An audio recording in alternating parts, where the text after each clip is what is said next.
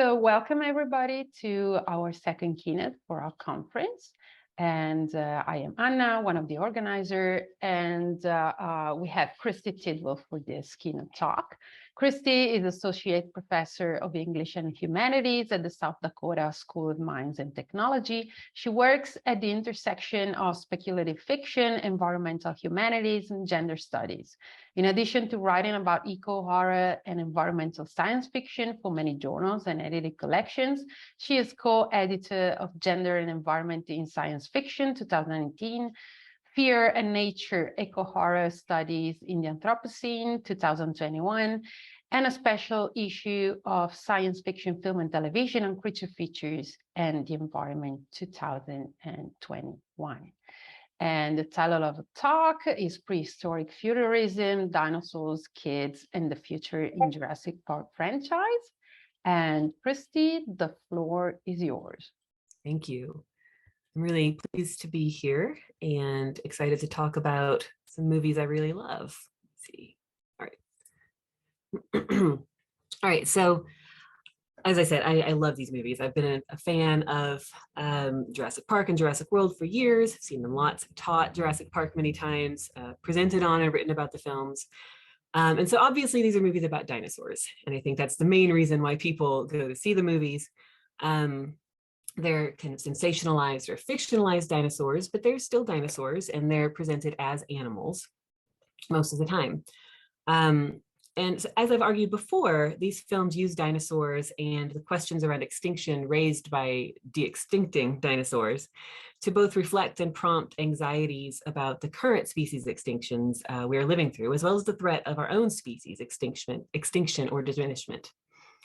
But another central and recurring element of the films, one that doesn't get as much attention as the dinosaurs, is the presence of children. Kids and families appear in every single one of these films in really central roles. To some extent, this reflects Steven Spielberg's own obsession with telling narratives of family, especially focusing on fatherhood and the nuclear family structure. So as another example, we could think about Jaws. Police Chief Brody is as much driven by his desire to be a good father and protect his family and other people's families by extension, as he is by the actual monster, the shark of the film. You could also look at Indiana Jones and the Last Crusade or Hook. As many others have already noted, including Spielberg himself, these films reflect an anxiety about fathers and absent fathers. But Spielberg only directed the first two Jurassic Park movies, and not every element of Jurassic Park necessarily carries over into the later films.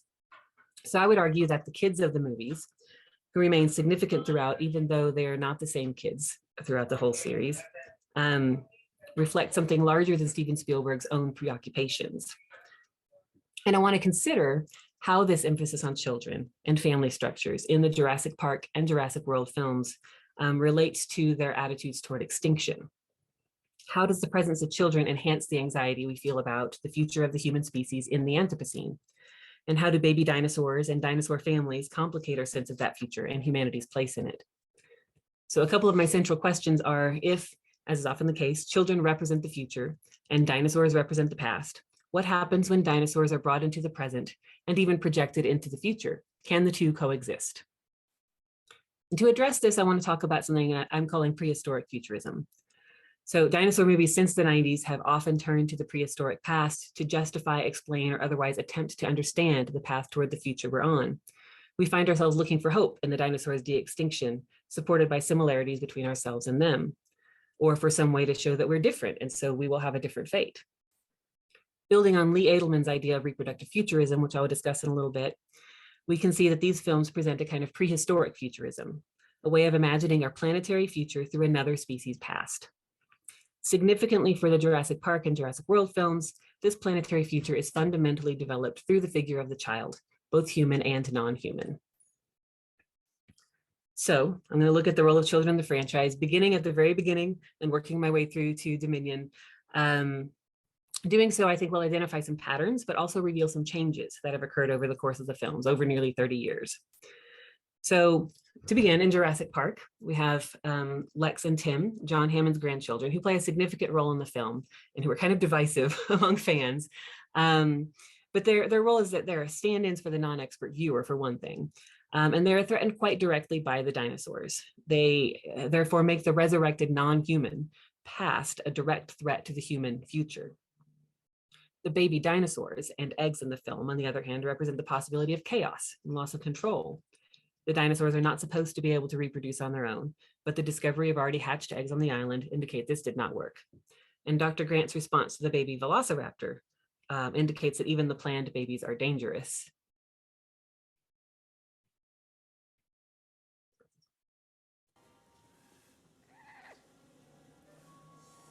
You bred raptors. I love that short little moment because he's just look of total horror, right? That plays out in the rest of the film and is justified. The babies and eggs represent the threat of a possible alternative to a human future, one in which humans cannot survive. After all, the velociraptors are the most dangerous dinosaurs in the movie, and the kitchen scene, we have some stills of here, is the most direct threat to Lex and Tim. And overall, Jurassic Park represents the threat of dinosaur reproduction and the promise of human reproduction and family. Dinosaur babies are the monstrous past invading the present, and human kids are the future. Furthermore, the film is heavily invested in the creation of a nuclear family with Dr. Grant, Dr. Sattler, and the kids. This is made possible by the threat of the dinosaurs and the failure of the park, which draws the human family of sorts together. But it is also made possible by the failure of the dinosaurs. In this film, both dinosaurs and humans cannot coexist. The Lost World, Jurassic Park, also opens with a scene of a child threatened by dinosaurs, reiterating the concerns of the first film. And I like this image of the sign from InGen, "We make your future," to really drive that point home about kind of futurity. The film is just as invested in familial relationships as Jurassic Park, but here those family relationships are not simply human. In fact, the research done by Sarah Harding, played by Julianne Moore, centers on parenting in carnivores, and we see multiple family groups, including baby T-Rex, baby Stegosaurus, and baby Triceratops over the course of the film. Her goal is to challenge the idea of them as vicious lizards rather than nurturing parents.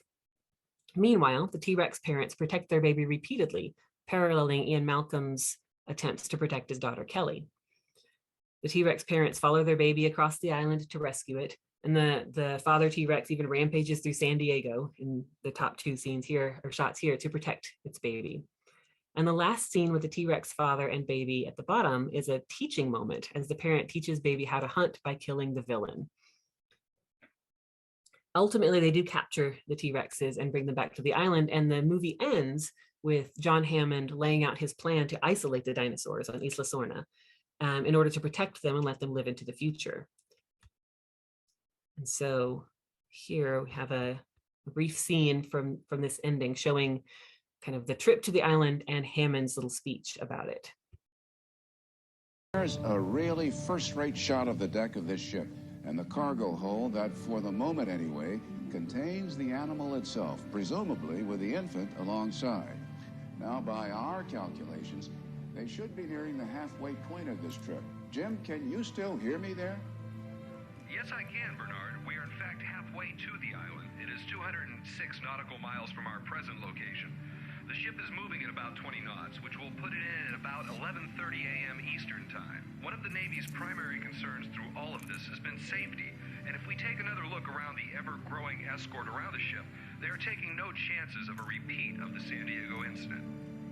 Okay, we're going to take a moment here and run the tape of our interview earlier today with John Hammond. He's the former head of engine bioengineering, the man who has come forward to spearhead this movement, not only to return these animals to their island, but to keep the island itself intact. It is absolutely imperative that we work with the Costa Rican Department of Biological Preserves to establish a set of rules for the preservation and isolation of that island. These creatures require our absence to survive, not our help. And if we could only step aside and trust in nature, life will find a way.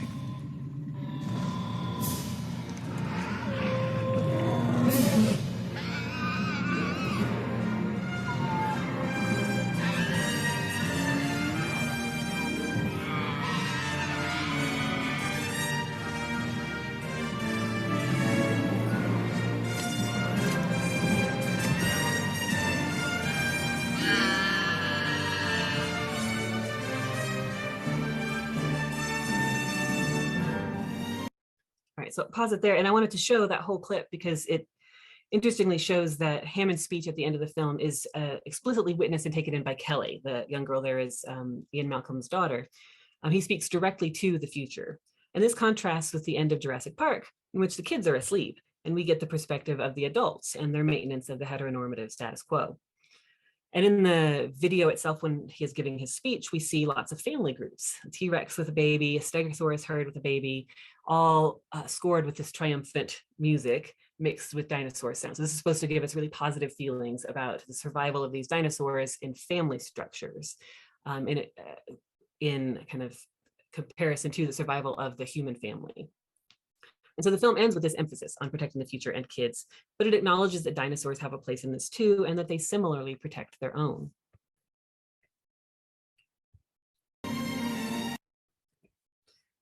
Jurassic Park 3, which I'll say a lot less about, hits some similar notes. It also opens with a scene of a child in danger. They're parasailing near the island before they crash onto it. And then that drives the rest of the film for the humans. The parents come to try to save their child and their marriage. And so parental love is the only thing that can get people back onto this island full of dinosaurs at this point. The central dinosaur issue is the velociraptors attempting to retrieve the egg that the humans have taken. And so both humans and dinosaurs are motivated by a protection of their children really directly. And like I said, I think this echoes a lot of the things that I've already said, so I'm not going to spend a ton of time on it, but I think it is interesting that here we see that even the velociraptors, which are kind of seen as the scariest from the beginning, are redeemed as nurturing and familial. And so these films illustrate some common ideas about children. And I want to take a brief detour into talking about some theory here, and Lee Edelman's reproductive futurism. So Edelman writes about reproductive futurism as basically the idea that we act politically to protect the children, and that the child as a figure is used to support this kind of politics. This is deeply heteronormative, he argues, and renders alternatives to this unthinkable. It's basically the idea seen here from The Simpsons of, won't somebody please think of the children, right? Because who can argue against the children, right? If it comes to that point, you're kind of winning the argument. And so this figure of this child seems to shimmer with the iridescent promise of Noah's rainbow, serving like the rainbow as the pledge of a covenant to shield us against the threat of apocalypse now or apocalypse later. The child is also, Edelman writes about the, quote, perpetuation of the same, the return by way of the future to an imaginary past. And Edelman argues really strongly against this, insisting that the future stops here, insisting that we not continue to buy into this kind of reproductive futurism. And it's a complicated set of ideas, and one that has gotten a lot of adoption and a lot of pushback in theoretical circles. But I think it plays really well with what Jurassic Park is doing and the whole first trilogy. Rebecca Sheldon in The Child to Come similarly takes these ideas about the child and thinks about them in the context of a climate change. And she writes, quote, "The child as resource is freighted with expectations and anxieties about the future. However, she is tethered to a future that can no longer be taken for granted.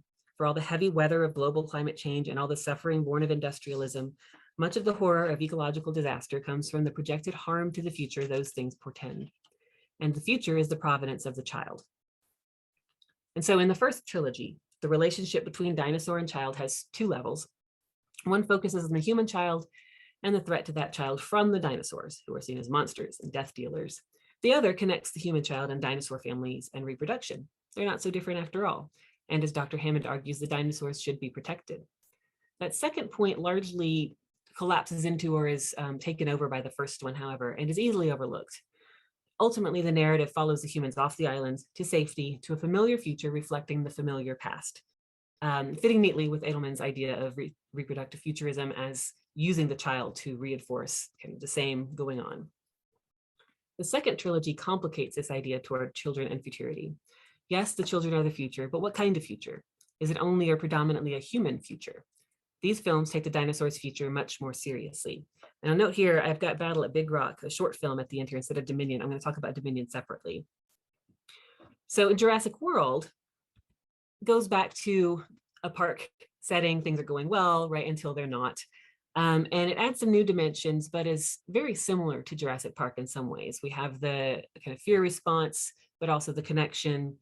some optimism about what's possible with dinosaurs, and a real focus on stable family structures. Two boys who come to the island related to Claire, we'll see in a moment, I think. Their parents are on the verge of divorce, and this issue keeps recurring in the background of the film, finally seeming resolved, or at least transferred to the other central couple, Owen, we see here, and Claire in the final moments. So again, we have this kind of creation of a traditional family structure over the course of the film, just like in Jurassic Park. The film shifts the assumptions and values of the franchise, however, a bit, raising significant questions about nature versus nurture. It asks which matters more, upbringing or genetics? Which family means more, the one we're born into or the one we choose?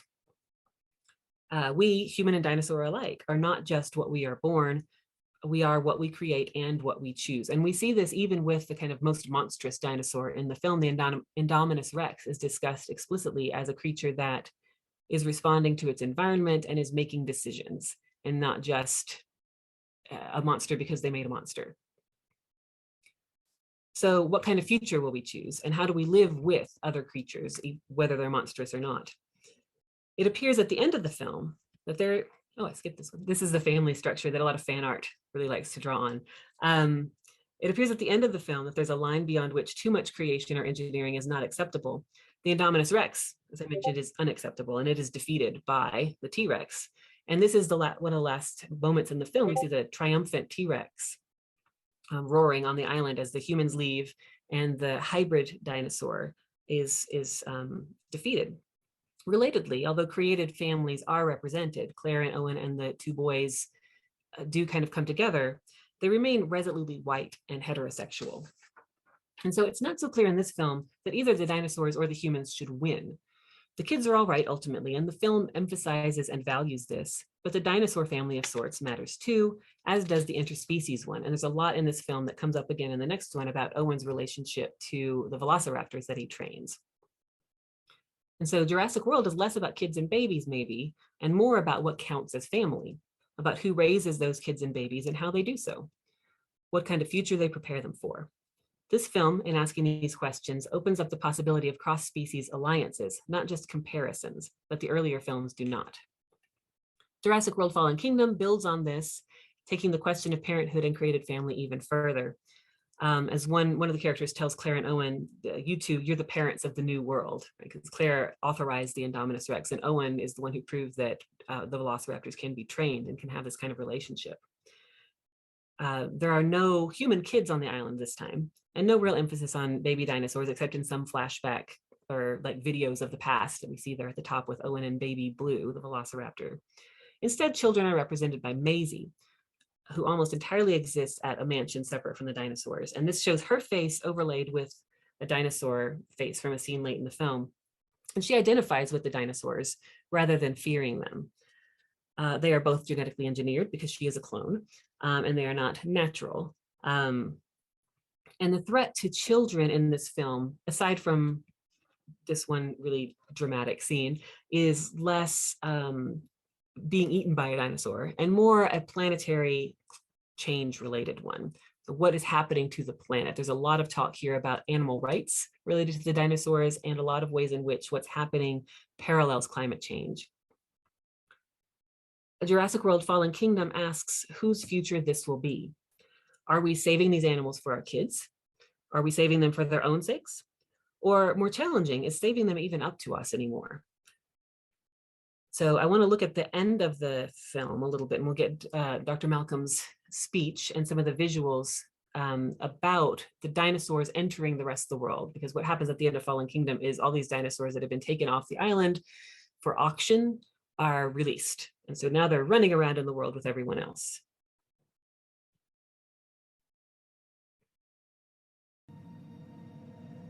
How many times do you have to see the evidence? How many times must the point be made? We're causing our own extinction. Too many red lines have been crossed. And our home has, in fundamental ways, been polluted by avarice and political megalomania. Genetic power has now been unleashed. And of course, that's going to be catastrophic. This change was inevitable from the moment we brought the first dinosaur back from extinction.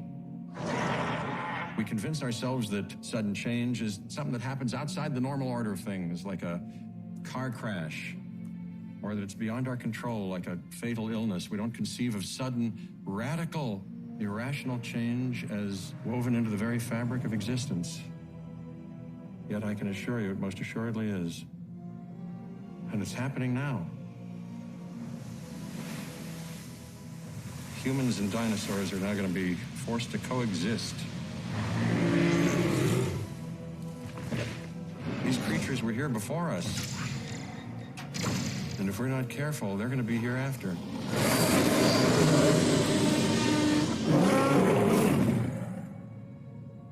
We're going to have to adjust to new threats that we can't imagine.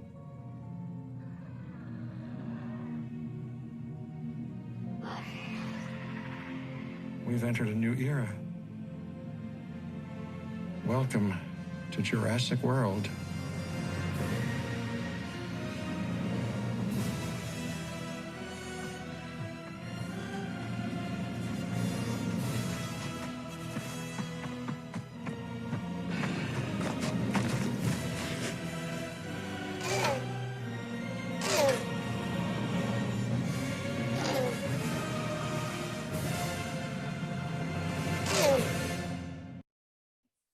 So I honestly love the end of this movie, in part because what it does is something so dramatically different from the other films, in that this ends with a real challenge to human supremacy, right? It's this idea that we are going to coexist, but as Malcolm says, we're forced to coexist, and humans are no longer kind of in charge of where the dinosaurs are and how they live and whether or not they exist in the same way that they have been in the earlier films. And so this is both a threat to humans, and Malcolm, I think, expresses that as a threat really clearly, but it's also a possibility. Like, are there new ways that we could live in this world and with other species, new futures that we could create that are not solely about recreating the same futures we've created in the past?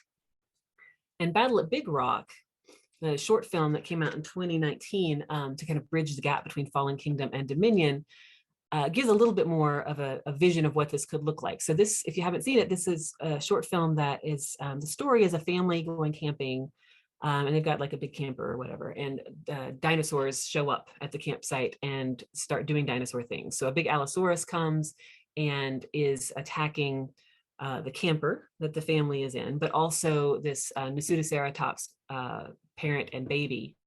And I know these are hard to see images. There are not a lot of good screenshots of it. It's all very dark. But on the one side, we see the Allosaurus taking the baby Nasutoceratops. Nasutoceratops is kind of like a Triceratops. And it looks very small and sad, and we're encouraged to root for it. And in the other shot, on the other side, we see the human child inside the camper, trapped in its high chair. During the meal, as the camper gets knocked over, the child falls as well, and is still strapped in as the rest of the family kind of falls away from it. So we just have this small child with the image of the dinosaur coming through the window behind it. And there's a lot of visual parallels there between the dinosaur, the Allosaurus taking the baby Nasutoceratops and trying to take the human child. Ultimately, the baby's fine, it's okay. But there is this real terror kind of built into the film for both babies. And the this, I think, raises the question of, if there is this future where human and dinosaur may need to coexist, what will that look like? Part of it will be scary. You know, these predators can show up and try to eat your family. But there's also all this sympathy for the other dinosaurs that are at risk here. And the human and dinosaur futures are therefore linked. One important element to consider here too is that it's the kids that seem most prepared, both with knowledge about dinosaurs. It's one of the children there who tells the parents everything about the dinosaurs, and shooting skills. One of the children also ultimately shoots one of the dinosaurs and scares it off. The parents presumably taught them some of those things, but they seem less central to resolving this issue than the children are. Our children, this seems to indicate, will inherit a world quite different from the one we grew up with, one that is both more dangerous, but perhaps also full of wonder. And this reflects the same sorts of ideas and possible futures that come with the changing climate and post-humanity.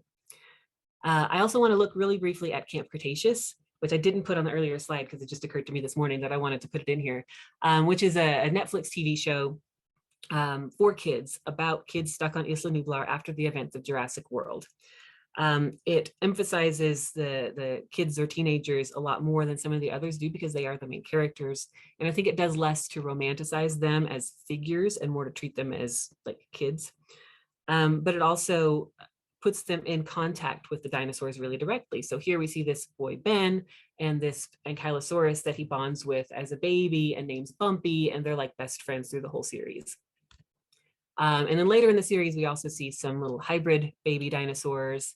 So this is like a mix of a, I don't know, Styracosaurus maybe, and a Spinosaurus that are just very cute. And this also, I think, brings us back thinking about the child and their capacity in these moments. This brings us back to more theory. Naomi Morgenstern has written this book called The Wild Child. And she writes about the wild child as somewhere between nature and nurture, between wild and civilized. It challenges the lines between human and animal. So she writes, these post-humanist children resemble the first beings of a new world. They are born to the world in ways that so many before them were not. That the world these children are poised to inherit is simultaneously figured in so many ways as coming to an end, is just to say that these children have every right to be wild. Our wilderness is where they will be most at home. And she also points out that these post-humanist children, these children gesture toward, quote, a future that no longer confirms or conforms to the confidence of patriarchal humanism. So there's some real potential here for kind of a new child figure that I think some of these Jurassic World films and I don't know, interstitial sorts of bits, the short film and the TV show work with, and try to give us this image of a potential child that would go with this potential future. And so when we get to Jurassic World Dominion, these are the questions that are open and outstanding and need to be resolved. Like narratively, this is the end. We have to figure out what's going to happen. At the end of this whole series with the dinosaurs entering the world with the humans, will they learn to get along? Like, what will that look like? Will we defeat the dinosaurs and it'll be back to a human world? Will the dinosaurs kill everybody? Like, there's a few possibilities, but it has to do something. And we see some of the same ideas here that we've seen in some of the earlier films. So one of these quotes from Dr. Malcolm says, human beings have no more right to safety or liberty than any other creature on this planet. We not only lack dominion over nature, we're subordinate to it. And he's a bit fearful of this, it seems, but it is a strong challenge to human supremacy. Or the question about whether we are responsible for what is happening. And the statement from another character that it isn't enough to do nothing, right? There's a moral or ethical obligation for humans to do something at this point. But despite my enthusiasm for the series and my excitement about this film, I actually think it doesn't follow through on a lot of the ideas that the earlier films in this particular series, the Jurassic World series, sets up. We do see some, again, familiar territory, Owen connecting with and also demonstrating mastery over this Parasaurolophus in a scene where he's basically like a cowboy roping dinosaurs. We see this scene with Claire being hunted by a Therizinosaurus, which represents, again, the kind of fear that is justifiable when faced with large predators. But we also have Blue and her baby Beta, and their relationship is one of the driving forces of the film. In fact, just as in Jurassic Park 3, what moves most of the characters through the movie is parents searching for their children, where Maisie is taken away from Claire and Owen and they go searching for her. At the same time, Beta is taken from Blue, and Owen literally promises the dinosaur, I will get your kid back, and does, right? It's a happy ending. But I think this hesitancy to commit to a full vision of what humans and dinosaurs together might look like, because we don't actually get a lot of that in the film, to humans destroying dinosaurs or dinosaurs destroying humans. I think that contributes to the, I don't know, lesser reviews maybe that this film has gotten. It's been less popular than some of the earlier ones. The critics' reviews on Rotten Tomatoes are at like a 29%. It's not good. I think it stops short of taking a strong enough kind of narrative position to satisfy audiences. And partly that's because although it still emphasizes the connection and created family, the familial connections between dinosaurs, it ultimately winds up promoting a kind of separate coexistence. So to conclude, I want to think about coexistence. Rebecca Sheldon again writes that the child is a kind of retronaut, a piece of the future lodged in and under the controlling influence of the present. Dinosaurs, on the other hand, are pieces of the past lodged in the present and influencing the future. The child therefore points in these films to a future that is not certain and the reproduction of a past that is not entirely ours. The films begin with Jurassic Park and the first trilogy by reinforcing Edelman's sense of the child, reinforcing reproductive futurism. Simultaneously, human and dinosaur futures are kept very separate. In most of the Jurassic World films and associated media, the concept of reproductive futurism is challenged. Cross-species alliances provide an alternative to anthropocentric heteronormativity, and as a result, human and dinosaur futures collide or connect. The final film ends, after all, with the invocation to coexist. And these lines here are spoken by Maisie's biological mother, as we learn about her in this film in a video, talking about how we're not alone, we're part of this fragile system, and we have to trust each other if we're going to survive. And this is spoken over this shot that we see here of Maisie and Clara and Owen reconnecting as a family. So this idea of coexistence on a larger scale, this dinosaur human ecological scale, is very much again tied to this traditional family structure. And so these films open up some real possibilities. They create a scenario in which children no longer represent a future like the past, but a future we cannot predict, one in which they must be wild in order to survive. They may be our children, but they will not be like us. Just as we created the dinosaurs of the films, but we no longer control them. Full of dinosaurs, wild children, and created families, the future scene in most of the second series exceeds familiar ideas of both family and nature. But then a lot of those, I would argue, are closed down. This call for coexistence and connection does not address the real concerns of dinosaurs as animal threats to human life, as seen in the short film and the opening to Dominion, which is a mosasaurus attack in the ocean. Nor does it seem to require major changes to human society. They largely just go back to living the way that they were before. Right? Occasionally, we might see like this, the screenshot from the previous slide was a small child petting a small dinosaur. Right? We see some moments where that's a minor difference, but really she's just treating it like a nice duck, right? It's nothing that different. Even Dr. Wu, who is responsible for one of the major threats of Dominion that I haven't talked about at all, manages to fix his mistake through further technological intervention. The dinosaurs are given a sanctuary, and Maisie and Owen and Claire are once again a happy family unit. And I want to show just really quickly a video of the very last scene that comes after the speech given here about coexistence.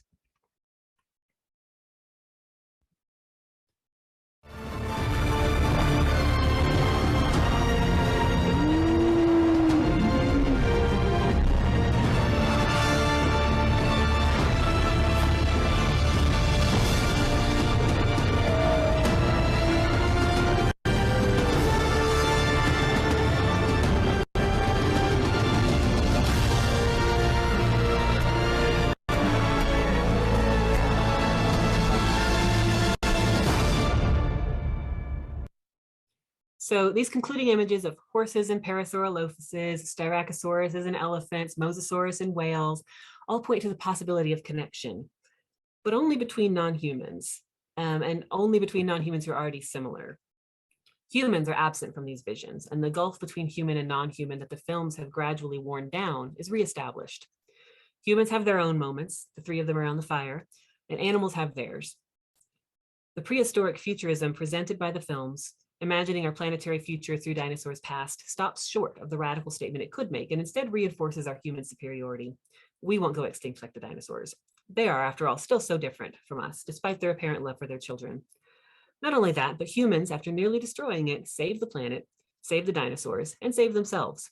The future is saved, for the children, of course, for both human and dinosaur children. This future is one in which the prehistoric past need not threaten or predict our future, because ultimately the film turns to a coexistence more akin to tolerance than to connection. Thank you.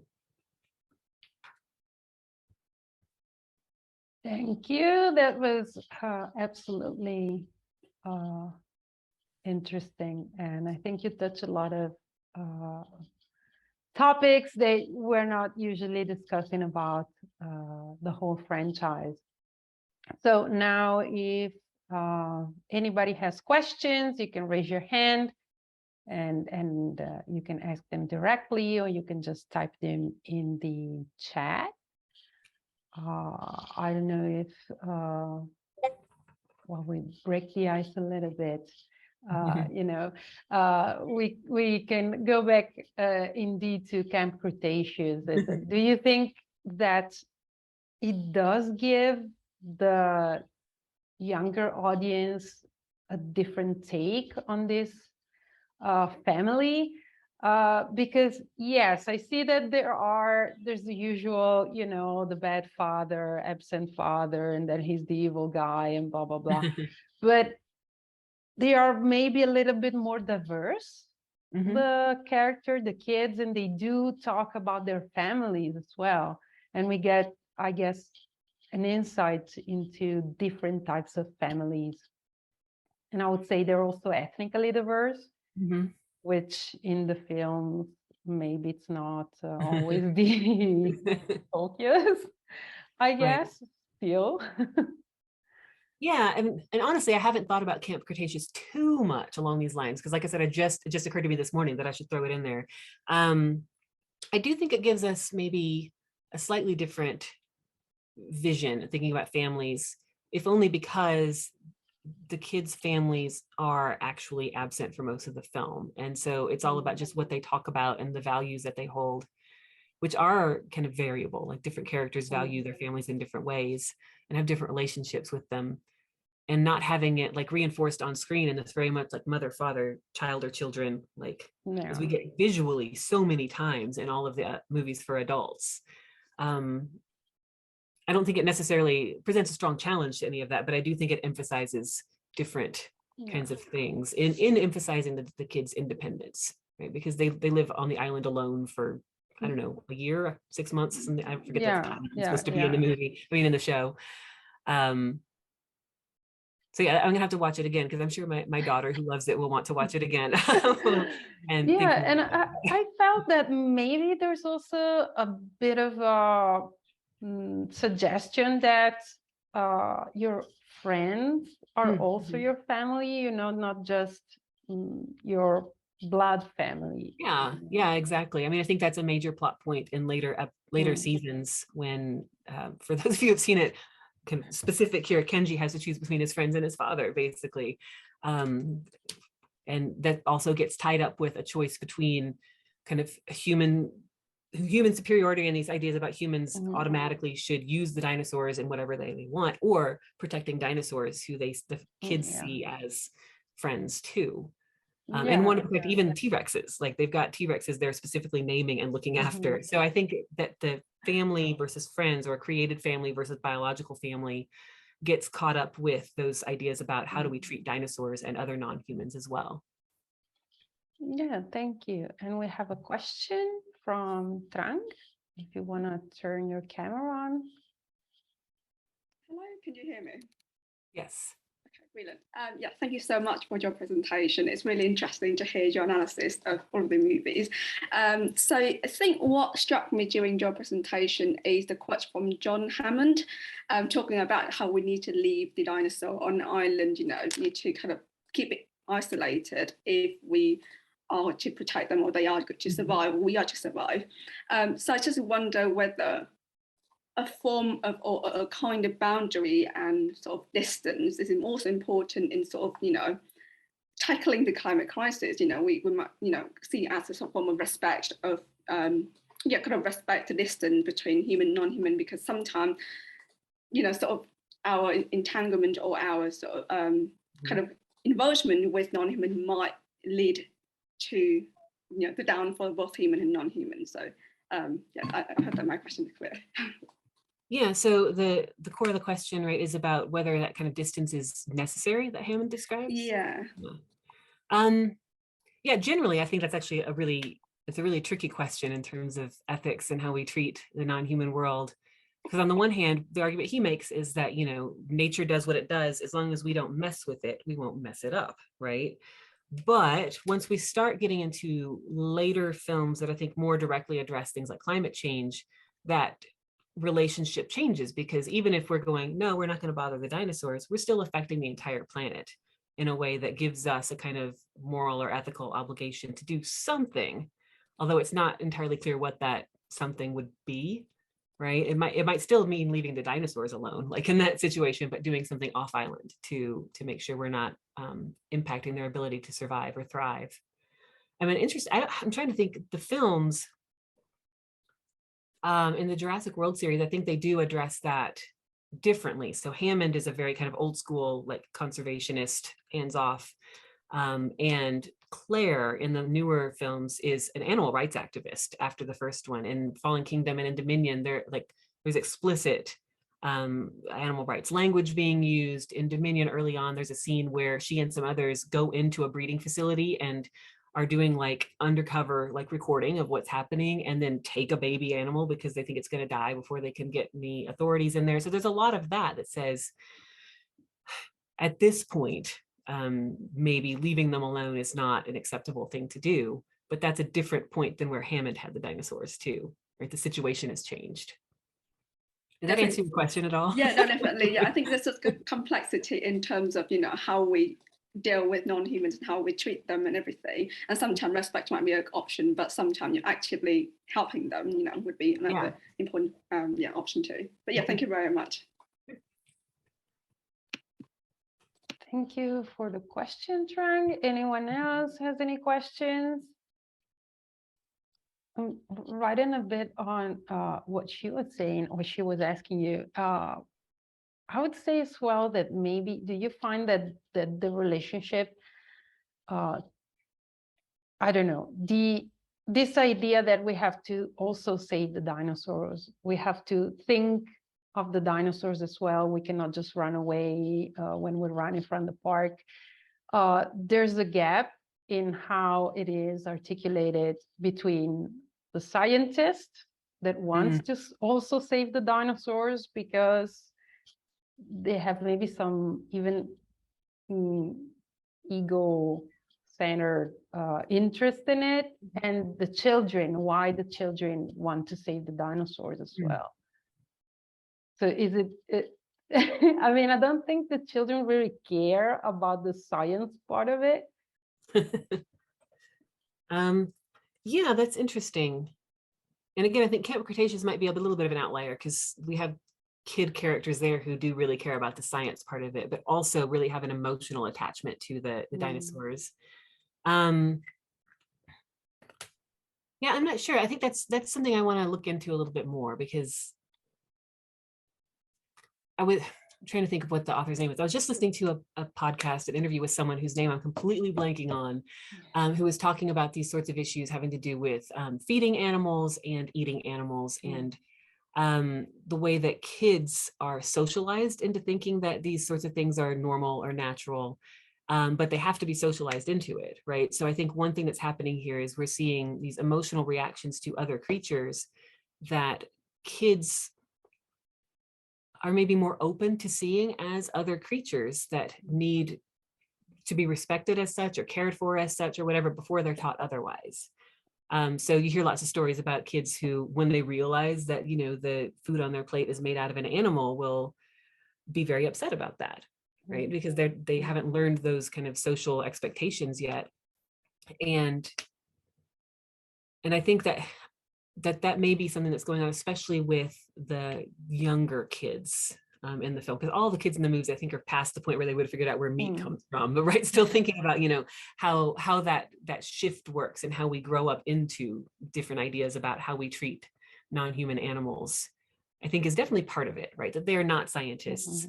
They are not invested in this with any kind of ego. They're just reacting to these living creatures and creating relationships with them, whether close ones or distant ones. Yeah, and there's maybe not such an ideological drive behind their just wanting to save the dinosaurs as well. But again, maybe Maisie is yet different, as she has something in common with them, as you were saying. So there is some science there, but it's a bit different, I would say. as she feels. Yeah. Yeah, and like as far as her character goes, there's a lot of time spent in the last movie kind of with her grappling with how she's been created and what that means for her as an individual and as a member of a family, that I think complicates all of that even further. Yeah. We do have a question in the chat that I'm going to read out from SK. I'm not sure what is your name, but thank you, Dr. Tidwell, for this nice keynote. This surely is a big topic by itself.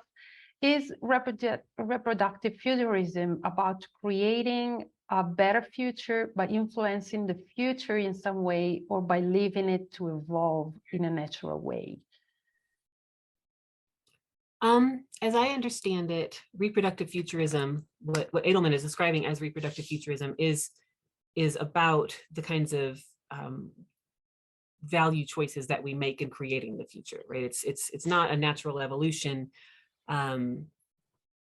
Although people who defend their choices may see it that way, because a lot of times it is about kind of a traditional family structure and saying, you know, what about the children? We have to protect them.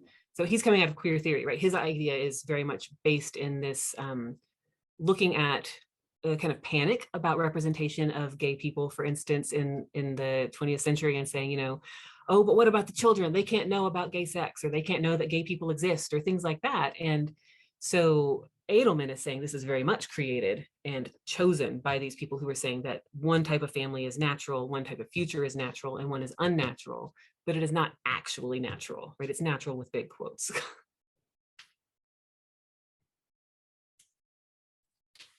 Thank you. Do we have, oh, Michael, question? Thanks a ton. That was great. That goes back to on the one hand, this in a certain way, I guess, reproductive futurism, but also this entire question of choosing your family versus being born into one that you touched upon repeatedly. The core question of biological reproduction, I guess, is a bit of an elephant in the room. Because if you think about the nuclear families that are being sort of celebrated at the end of the first film and then at the end of Jurassic World, they're not, you know, at the end of the day, biological families. They're kind of, you know, they choose to be families, as you were saying. And then we also look at the family at the end of the new trilogy now, that is Maisie, Owen, and Claire. Maisie is, of course, as you also pointed out, not, you know, a traditional human, but she was created. So but on the other hand, the dinosaurs reproduce biologically, apparently, for kind of pseudo-magical reasons in some cases, for example, Blue being able to reproduce on her own and stuff like that. So there's this difference, it seems, between the inability apparently of the human characters to reproduce in a certain way, whereas the dinosaurs kind of develop that ability in a certain way. So, so my question is that there is something to that. The fact that the humans apparently seem to be unable, at the very least, the families that are very much celebrated at the end of the films, they're not able apparently to reproduce anymore, whereas dinosaurs are. Yeah, that's interesting. I haven't thought about that. Yeah, I'm not sure what to make of that yet, actually. I'm thinking, you know, some of the characters do have biological children, but they're very much background. Right. They're not major characters in the film or anything, and they get mentioned repeatedly, with the Lost World being the only one that really features any of their kids. So it doesn't seem as dramatic as like, oh God, the humans can't reproduce and the dinosaurs can, and they're going to take over. But I'm wondering too, if it might be a holdover from thinking about, you know, what's possible for humans and non-humans. It's easy for us to think about humans choosing family and creating these non-biological families. And I think we see some of the dinosaurs maybe doing something like that when we see the cross-species connections. Right. Yeah. Like Owen and Blue, if we want to count that as a kind of family. but we don't see dinosaurs doing the same thing and kind of adopting other dinosaurs or creating cross-species dinosaur families.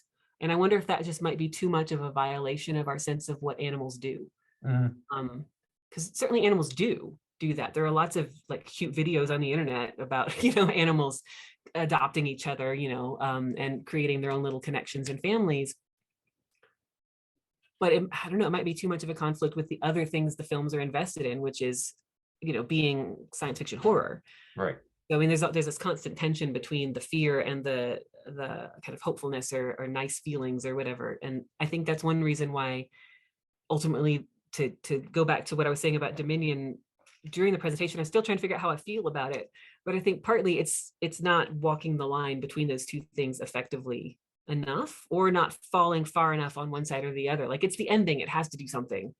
But we seem to have an inability to really see the dinosaurs as truly capable of those sorts of things, even though the movies keep walking us right up to it. Yeah.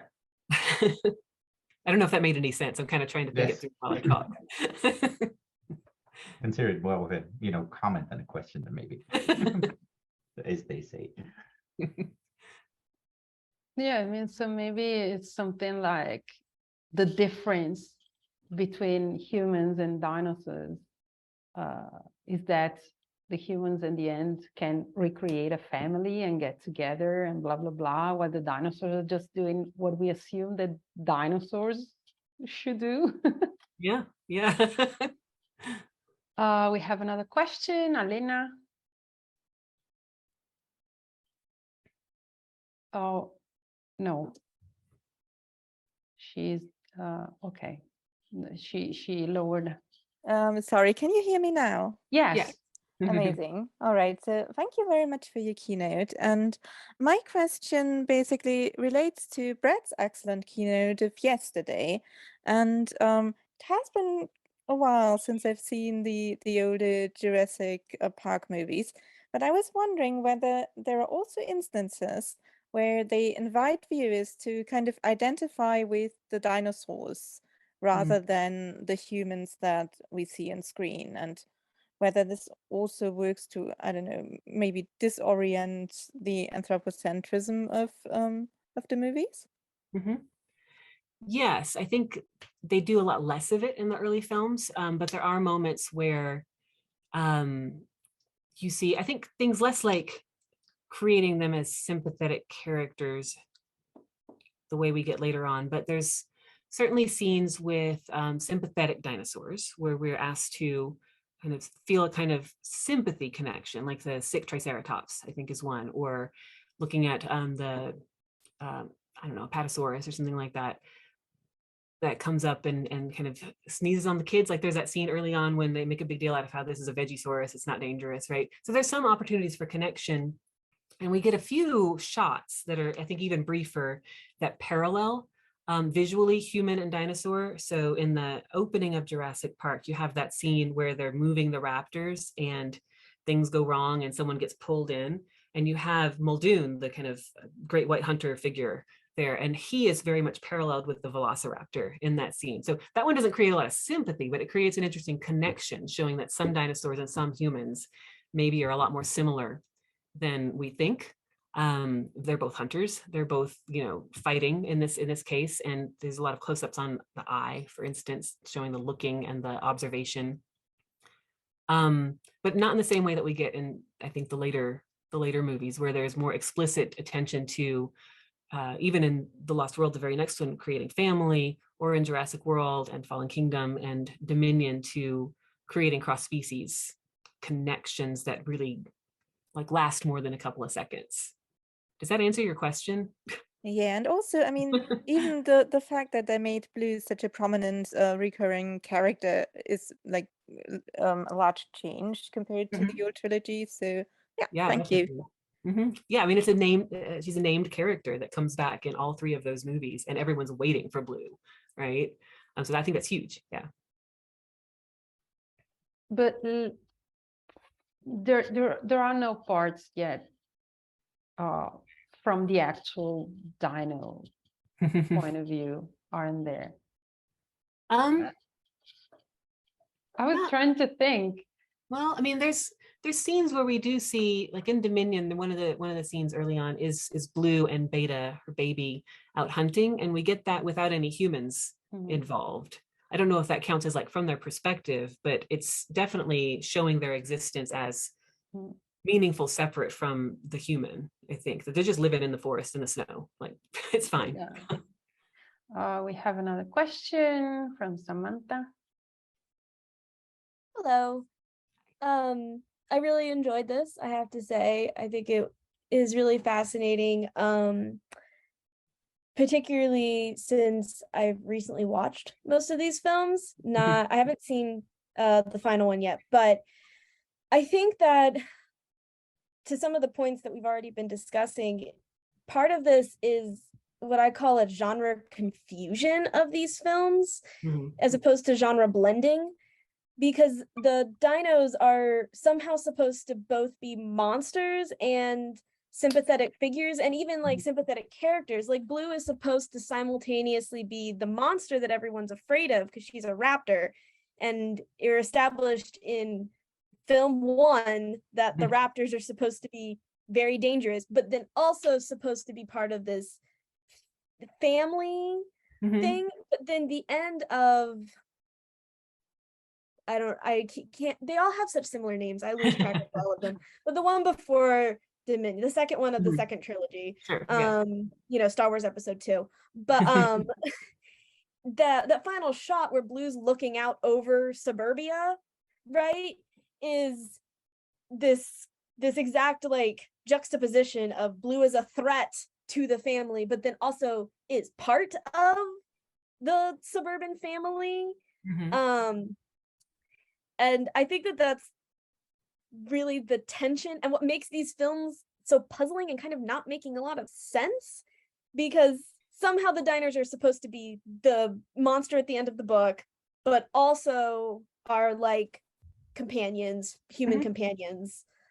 It's just very bizarre to me. That's not really a question. I just my own like thinking as we're sitting here. And I guess I can transform it into a question of, do you see that same like monster versus character parallel? Yeah, definitely. One of the articles that I've actually written about specifically Jurassic Park and Jurassic World before is about exactly that, right? So it's their science fiction movies and their horror movies. The dinosaurs are really explicitly, like from the words of the creators, meant to be animals, right? From the beginning. And they talk about how they used animal noises, how they did all this research to think about how an animal shaped like that would actually move and sound and everything. But they also still have to be monsters, right? So there's this constant going back and forth. And that's one of the things that I think makes them, as you say, really interesting, because they're trying to do both things at once. And sometimes it works better than other times, right? Some of the films are like, I would argue that Lost World and Fallen Kingdom are both more gothic and leaning more into that kind of horror than science fiction, even though they still have the science fiction in there. Like they lean a lot more into that, they're darker and that sort of thing. And I think when the movies are working well, they use that tension between animal and monster really effectively to raise those questions of, well, how do we respond to animals that could be dangerous? How do we respond to predators, for instance? It's also worth acknowledging that not all the dinosaurs are dangerous and predators, right? So that's part of the way that they do this, is not just by focusing on the predatory ones. And so thinking about Blue as an example, Blue is a really good example, a really good illustration of the difference between, say, loving and adopting into your family a dog, right, than a wolf. so that like you can have a relationship with an animal that is wild, but it's not going to be the same as a domesticated animal. Or you can have a relationship with an animal that is an herbivore, that is going to be different than an animal that might eat you if you don't respect it properly. So there's an element, I think, of respect for an animal that has its own power that's built into this too. And that is a real tension in real kind of attempts to have relationships with animals, in addition to tying to those genre tensions that you pointed out.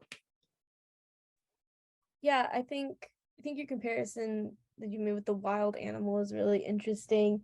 I also am thinking to the presentation yesterday on Jaws about how we have to turn a predator into a monster, because fundamentally a giant carnivore eating weak, flimsy little humans isn't inherently immoral, right? It's very neutral.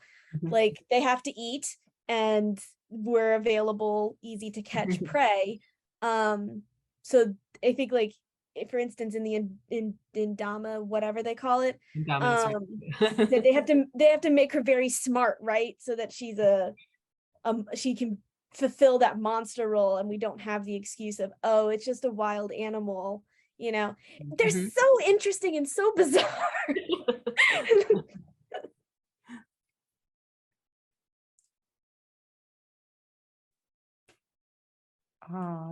Thank you. We have one question in the chat before Sutirto, from KB. Thank you very much for your presentation. Do you see the treatment of baby carnivorous dinosaurs versus adult carnivorous versions as similar to the way people love baby animals, pets, versus their lack of tolerance for older pets when they become unmanageable and are surrendered or placed in shelters?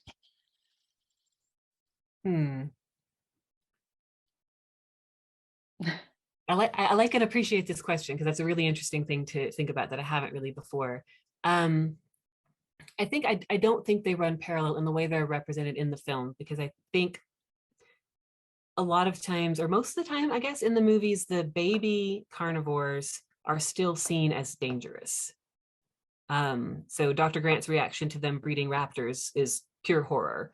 And even the baby Blue in the still I showed is cute, but it's very much presented as like, I mean, this is still dangerous, right? Owen is an expert who was working really hard on creating these connections, on training them as one would a wild animal or a potentially dangerous animal. And so I'm not sure that the film actually does treat them as pets. And I'm not sure that the films are that invested in the cuteness of the baby carnivores and loving them. And then later on, and the girl and the raptor. I was thinking of the image of the girl and the raptor in your slide.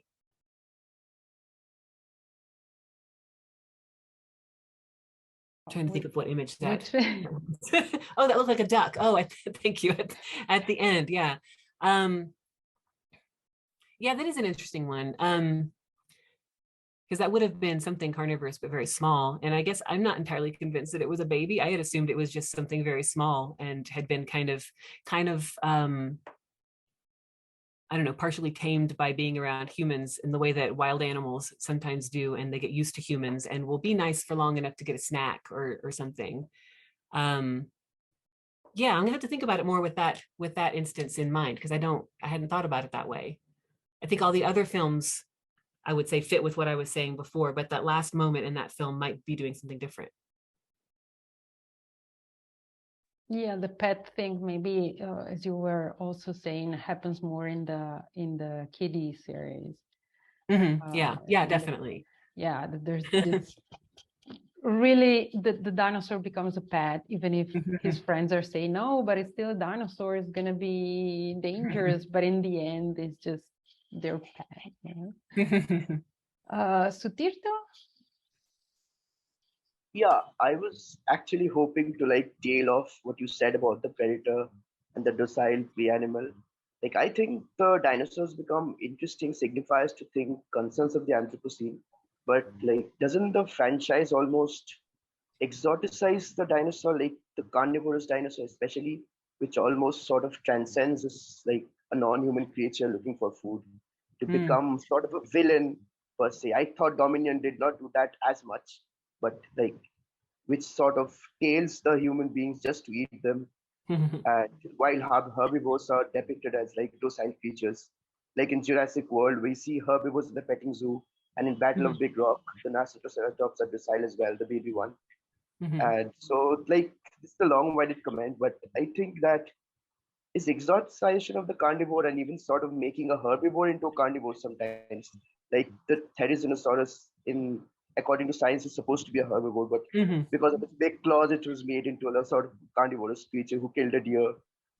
And what might be the reason and implications of this exoticism? And I was wondering whether the interspecies connections and the parent-child relationships are affected by whether the non-human is a carnivore or a herbivore, like in the popular imagination. Yeah, so there's a couple of really interesting questions. I do think you're right that there are plenty of moments where I think that they're turning the carnivores into something other than just I need to eat. Like there are moments where it does seem like they're hunting the humans, or especially with the velociraptors early on.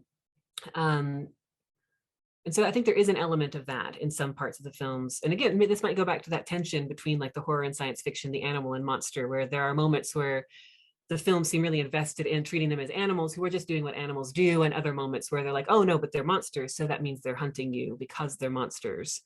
And the herbivore question about, especially thinking about them being represented as really docile, I think is interesting, because I think most of the time that we see the herbivores and they get some attention in the film, they're babies, like we see in the petting zoo in Jurassic World, which makes them safer and cute and all that kind of stuff.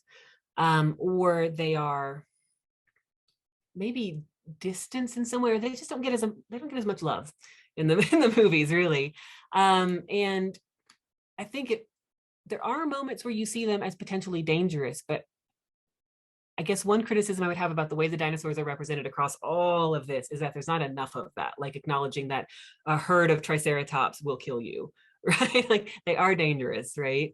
But instead, I think there's a lot of emphasis on them as docile or as peaceful or safe or something like that, to contrast with the carnivores. There was a second thing you had said too.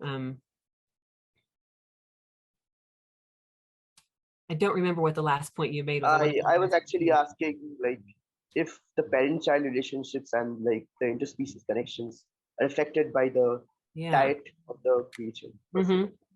Yeah, I definitely think so. Because like we've been talking about Blue a lot, and Blue is a raptor, right? A velociraptor who could be very dangerous, but is also a real exception, I think, to which creatures the people in the films connect with. And I think part of what's going on there is that exception is, I think it does some work to show that even the scary dinosaurs, even the ones that could be really dangerous, still have these kinds of families and connections, like there are creatures in the same sort of way that we are. But it also works to make Owen look really tough, right? Because there's a lot of work going into that, into making Chris Pratt's character be like this action hero character. And it's you know, it really means something to tame a velociraptor. It does not mean anything to tame a stegosaurus or whatever, right? So I think that's part of it.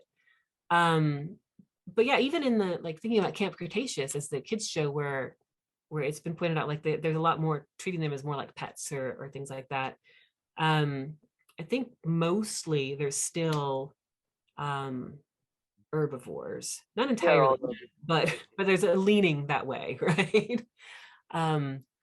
So yeah, I think that is maybe an acknowledgement that there's a difference between taking into your family, your kind of interspecies alliances or whatever, something that is likely to want to eat you, versus something that just could be dangerous if it gets scared or isn't paying attention, right?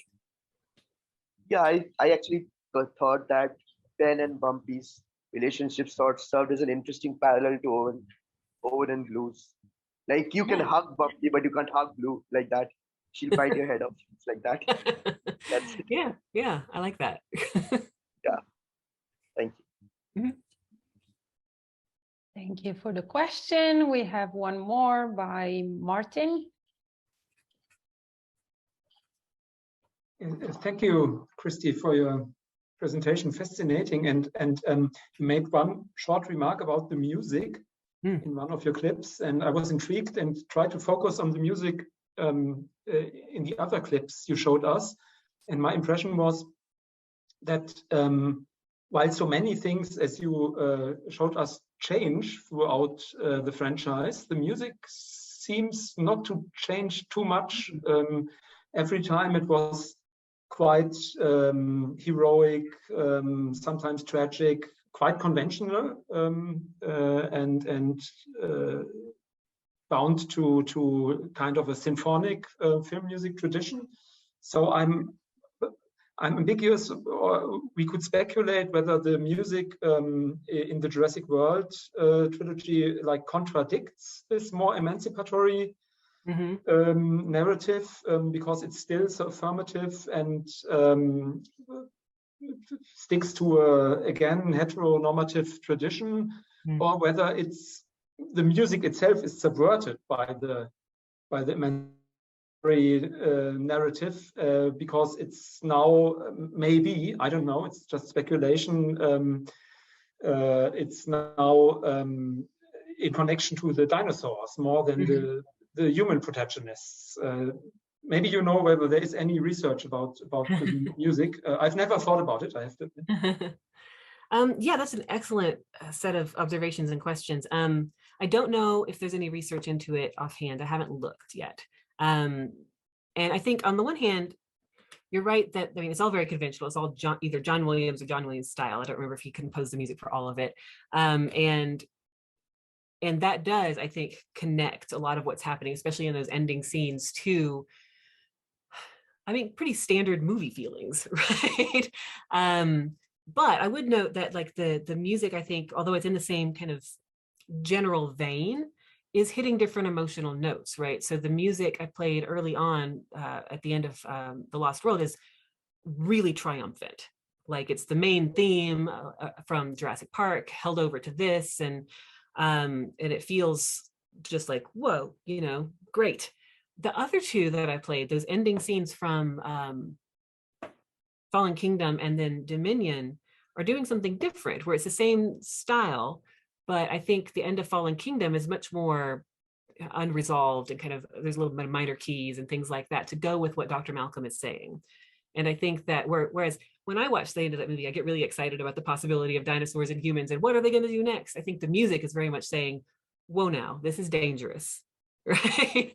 At the end of Dominion, I've been trying to figure out what language to use to describe that music, actually, because it feels more similar to the end of Fallen Kingdom than to the end of The Lost World, the earlier one to me, less triumphant, but not as minor key and unresolved. It feels almost more, what's the word I want? Like a little bit hopeful, right? Kind of very, I think it's like, I keep thinking of the word like swelling, like it's this kind of swelling sort of music that doesn't rise to crescendos of triumphant trumpets and things like that, but has this sense of possibility that is meant to be tied there specifically to, yes, the dinosaurs more than the humans, because this is after we stop seeing any more humans. And I think I'm gonna have to watch that scene again and see if the music changes at that shift. I wasn't able to find a YouTube clip someone had already made for that included the human part right before it, so I couldn't play both parts. But that would be interesting to note, is to see, you know, is there a shift in the instrumentation or the tone or anything like that from the part with the human characters winding up to the part with the dinosaurs and the other animals running around in the world together. So yeah, I mean, I think there's both sides of things going on at the same time. We're seeing change in how these emotions are being drawn out, but they're all still in very familiar registers and very familiar types of orchestration and movie music. Excellent, thank you. Thank you. And I think if we don't have any more questions, we're closing to the end of this keynote. And it was very interesting. And I think also the stuff that came up with the questions was very interesting. Mm-hmm. So thank you, Christy, for this very nice talk and the availability for the Q&A and to be with us once again. Thank you for inviting me. This was great fun.